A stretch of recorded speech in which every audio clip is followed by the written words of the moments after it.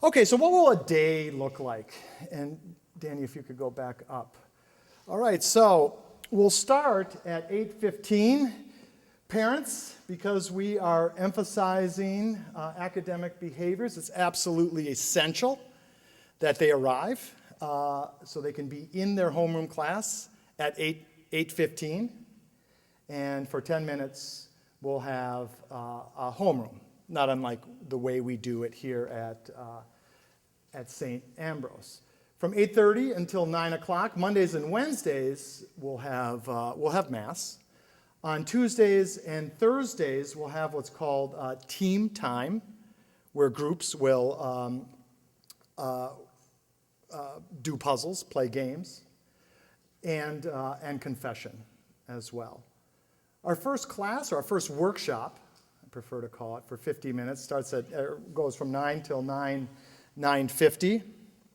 And this is where we'll do a combination of things, primarily working on the, I guess you could say, the more academic aspect of these cognitive, non-cognitive skills. So things that involve reading and listening and note-taking and things like that. We'll have a short break with a delicious snack, to be determined, from 9:50 till 10. 10 to 10:15, we'll have spiritual exercises that will be based on sort of a kid's version of the Jesuit Daily Examen, which is also a great example of, it's many things, but it is also a great example of sort of a metacognitive approach where you're thinking about the nature of your relationship with the Lord and how you did the previous day in terms of your prayer life. The second part of the workshop formal, another 50-minute session, runs from 10:15 to 11:05, and this is a practicum. So this is where the student works in their area of study. Primarily, where the students in ornithology will be drawing and observing, whereas the students in genealogy will be doing research, compiling their research. We'll have lunch and free time. Then we'll have a study hall based on the study hall here at St. Ambrose. When I say based on the study hall here at St.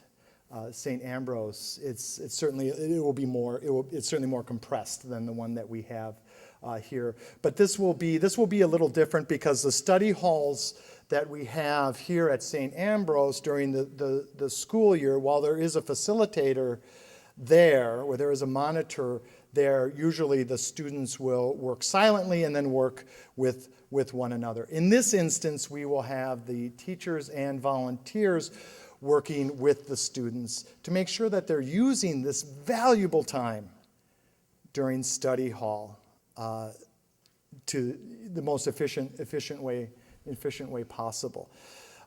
Girls, you ever get bored in study hall? Yeah. Your mind ever wander? Yeah.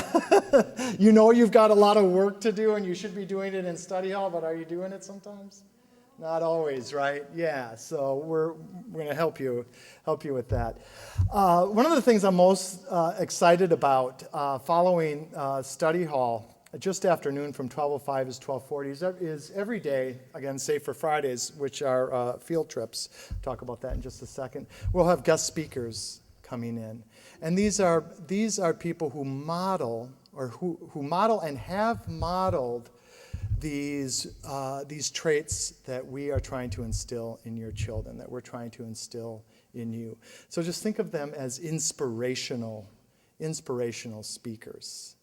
And we'll have exercises for the students to do with them as well. And then we'll have cleanup, mental prayer at the very end, or chaplet before the Blessed Sacrament, and then we have pickup.